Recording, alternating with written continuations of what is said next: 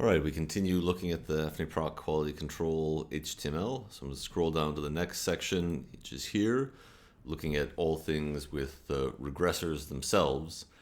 And so this is, again, a task-based data set that has, if I review from the AFNI Proc command here, that there are two stimulus timing classes, predominantly visual with a bit of audio, and predominantly audio with a bit of visual.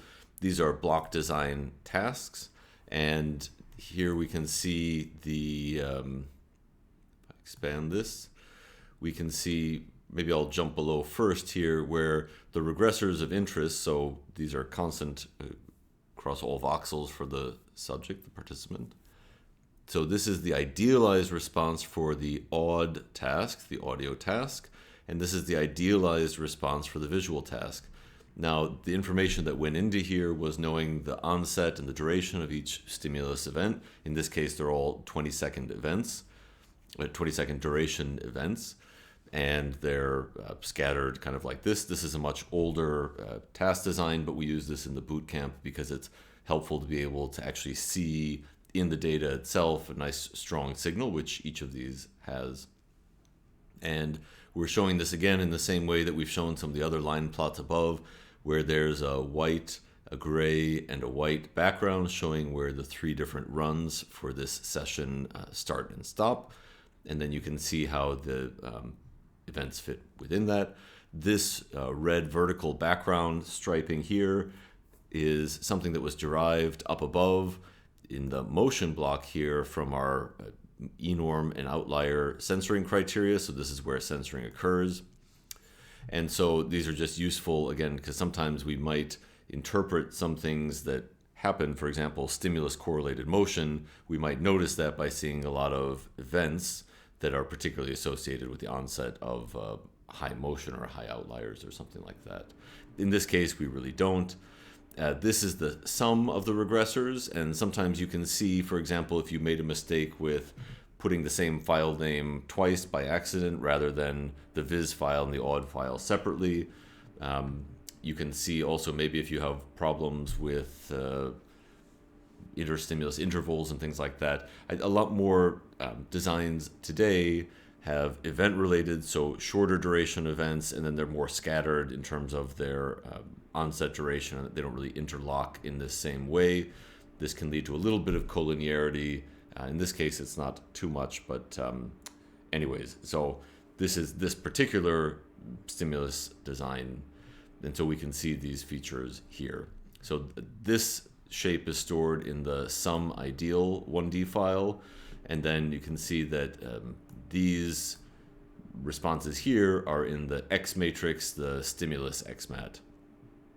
So if you want the actual 1D time series that went into this, the columns in these files, you can get them too. This is a really important thing. I think this is something that's often overlooked in a lot of calculations or in a lot of processing.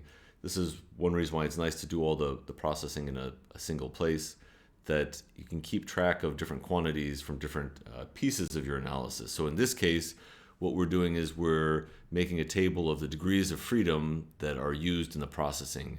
So you start, when you do your regression, so this takes place in the regress block stage of the processing, you start with 1 degree of freedom for every time point that you have that you input into your regression model, like on the left side of the equation, as it were, what's normally written as y. So we have 3 runs of 150 time points each, 450 time points. That's our total degrees of freedom that we start with. Now, on the other side, when we do our regression modeling, we're trying to explain as many phenomena that we think contribute to this time series that we've measured as possible. But we are constrained a little bit where we don't want to use up all the degrees of freedom that we have, basically. Then we would be overfitting our model, and that's an unrealistic thing. So we keep track of how many degrees of freedom we use, which is basically means you use 1 degree of freedom for every regressor that you put into your regression model. So for example, we have 2 regressors of interest, our 2 stimuli time series, the modeled response, the idealized response that we just looked at here. There's 1 and 2 of them. And so that means we have 2 degrees of freedom. That's fine. So we're using a very small amount on that. For censoring, the way you keep track of how censoring contributes is basically mechanically censoring can be thought of as what's called the column augmentation method, where for every time point you're censoring, you add a new regressor that's all zeros except for a 1 at the time point that's being censored. In that way, you can think about it as adding 6 more regressors if you have 6 censored time points. If you have n time points being censored, you will have that same number, n regressors being added. You could also think about it as deleting rows, in which case for every time point that's being censored, in the end the math works the same. For every n time points being censored, you also have n degrees of freedom reduced just by subtracting. So whichever way you want to think about it, that's just the mechanics, but you need to account for every time point being censored is 1 degree of freedom. One thing to note is typically when you have a motion event that triggers that is supra-threshold, so the E-norm above threshold that triggers censoring, we don't know whether the motion occurred during the first or second time point when we're looking at it, because we're looking at the difference of motion. So whenever there is a motion event that's causing censoring, we're going to be censoring 2 time points. Sometimes if you get a whole string of motion, then it doesn't necessarily double for everyone, but it is something that censoring can be quite expensive, especially if censoring occurs to a high degree of isolated events. All right, another thing that we include in our modeling is the polort, which are the orthogonal polynomials that we use to model the baseline for time series that are up to 500-600 time points. We actually have a rule for assigning polorts. It's 3 plus every 150, or it's for every 150 seconds of processing, we generally add 1 polort order. So anyways, here we have 3 runs, each with 4 polorts there. So a flat, linear, quadratic, and cubic. So there we go. That gives 12 regressors there. Again, you have to kind of spend these, but just spending them wisely. All these are reasonable. For motion, for every run, we're going to have 6 regressors, and those we can see up in motion. For every run, we have these 6, 3 translation, 3 rotation. Excuse me. The way they're visualized here, they look concatenated in the processing. Again, the option that we add in the regression when we have this one, regress motion per run, means that for every run we have these 6 motion parameters. Hence, in our calculations here, we have 18 total because we have 3 runs. Okay, and then in this case, we've used a total of 38 degrees of freedom in our model, less than 10%. This is all going to be fine. Where things get very expensive is if you have a lot of censoring, or if you spend a lot on a lot of baseline regressors or something like that. And in resting state, doing the band passing that is often done to low frequency fluctuations, actually that band passing is just a special case of regression. In AFNI, we actually perform that as the regression so we can count the degrees of freedom appropriately. And for a 2-second TR dataset, that kind of standard LFF band passing to 0.01 to 0.1 hertz would use 60% of your degrees of freedom just from that. And then on top of that, you would add motion, censoring, all these other things. So that can be quite expensive. So we do keep track of that here so we don't run into mathematical problems. Here we certainly have not. All right. Then what we have is a map of what we call the core brain data set. So this is taking the residual from every voxel across the whole brain mask and calculating its average. So in actual fact, that is the global signal that is produced after the modeling has been done. Then we take that global signal and we correlate it with every single voxel in the brain to see what is correlated highly with that global signal. And here you can see that this is the map that we get. So this is where every time series is highly correlated with the average residual in the brain. Typically, we'll see this more, particularly in resting state, some odd patterns that can come up that can be highlighted. What we typically want to see is something like the higher correlation, mostly restricted to gray matter, not having odd patterns that really dip across like gray-white boundaries or have some kind of artifactual shape, and things like that. So this overall looks kind of okay. Sometimes this will highlight some very weird features. And I'll note that here, again, we're using, as always, transparent thresholding. In this case, you can see the what I referred to earlier, what should appear in all the color bars that have thresholding applied, is that there should be, that you see where the transparency is. So we're looking at a correlation value and thresholding by a correlation value, and you can see how the fading works as it's applied here. All right, and then we have two plots of TSNR.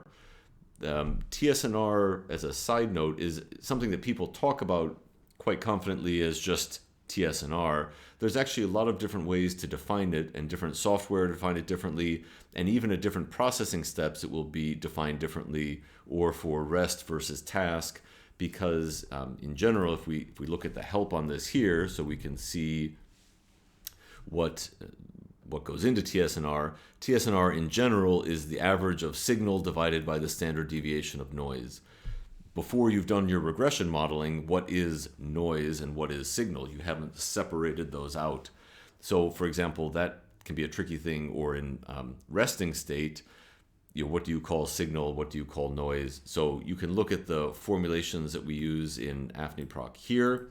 For the first TSNR, the vorig, which is calculated if this option is used in AFNI Proc, the signal is the time series and the noise is the detrended time series. So we don't have the full modeling at that point. We haven't gotten to the regress block, so we don't have the full formal model. We just detrend. In the second case, the TSNR is calculated using the combined runs and the regression modeling. So this would be in the regress block. This is the kind of final result TSNR. Their signal is the all runs data set. So the numerator would be the mean of that. And noise is the Ertz, or the residual time series. So it would be the standard deviation of that. That should be something more of like a classically defined thing, I would think, across. But again, different softwares do define it differently. So be aware of what you're looking at.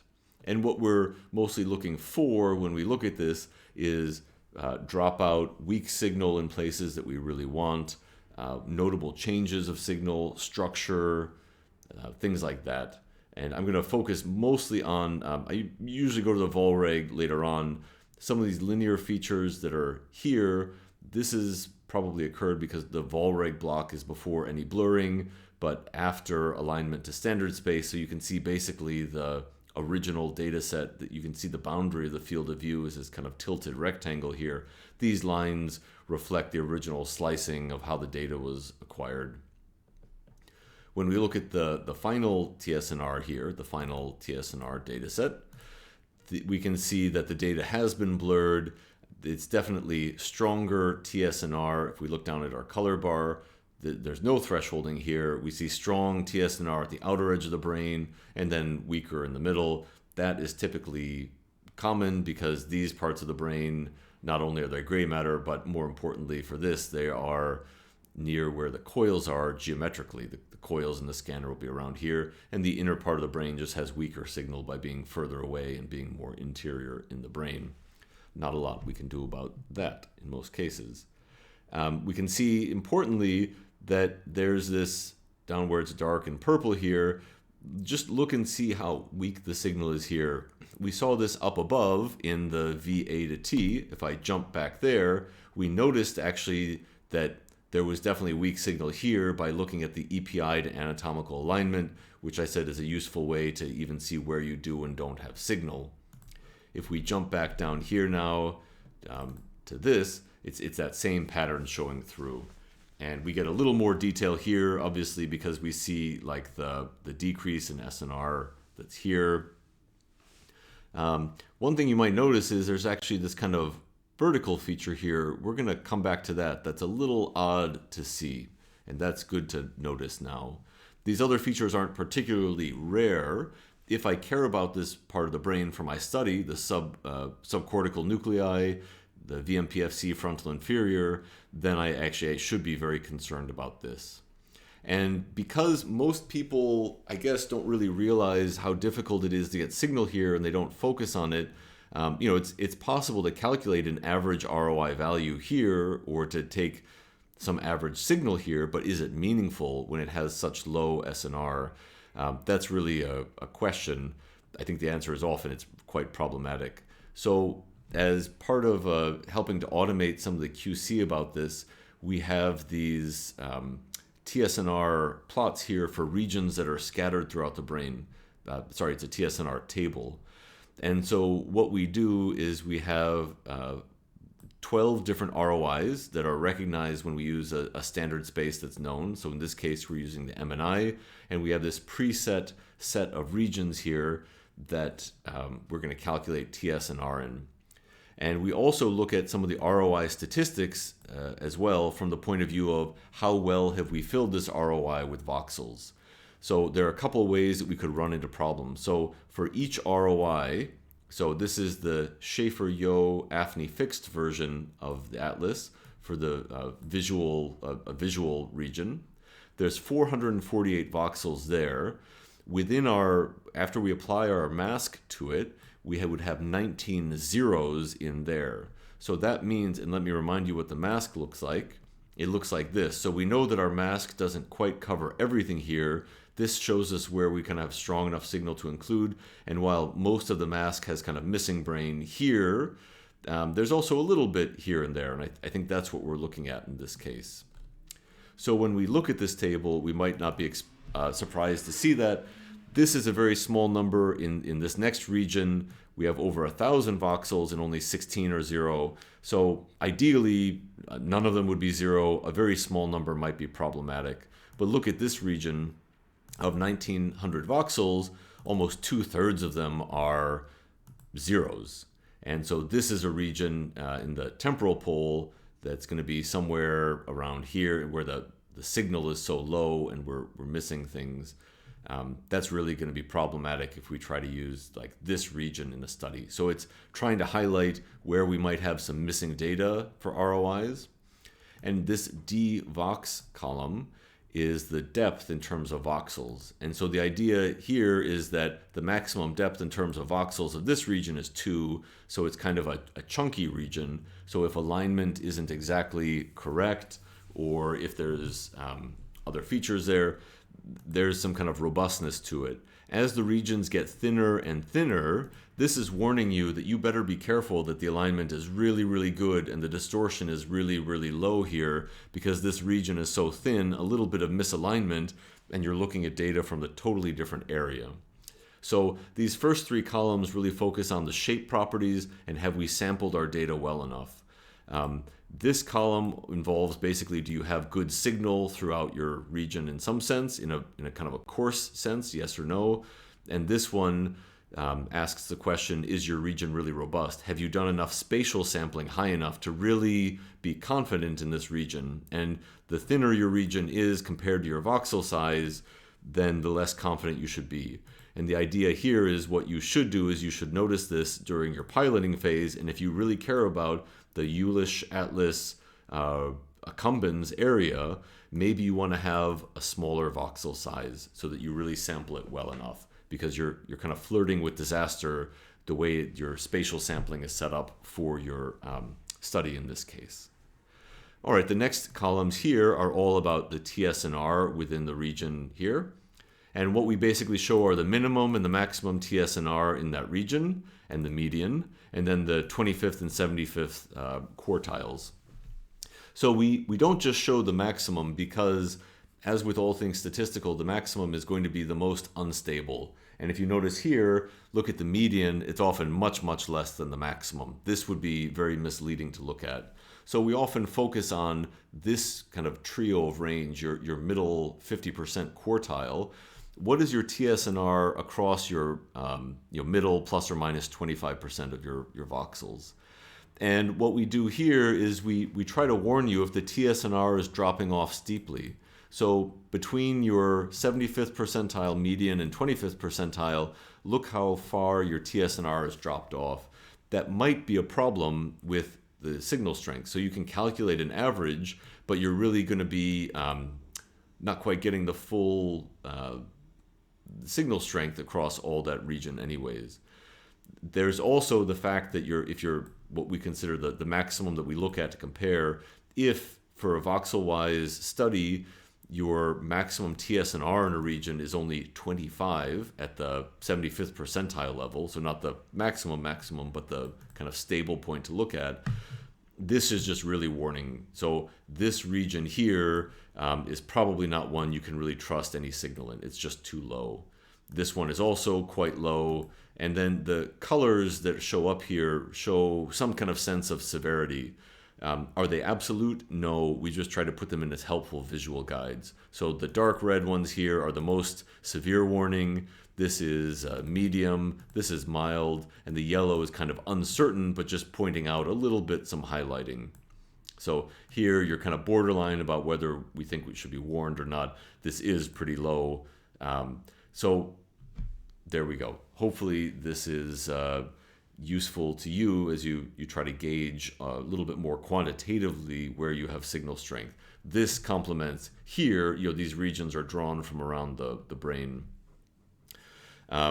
Another important thing to note then is you can actually load in your own table of ROIs. So you can use follower data sets. So in your AFNI proc command, you can have anatomical ROI followers that have, for example, a free surfer parcellation, something in the subject anatomical space. They get sent all the way through to the final EPI space, and you can specify a subset, or even all, if you really want, regions to make a little table about of your own.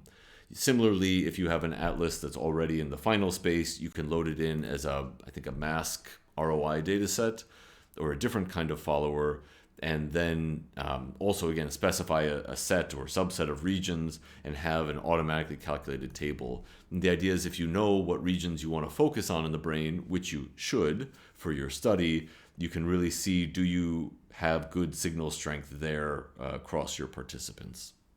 All right, and we'll pause there.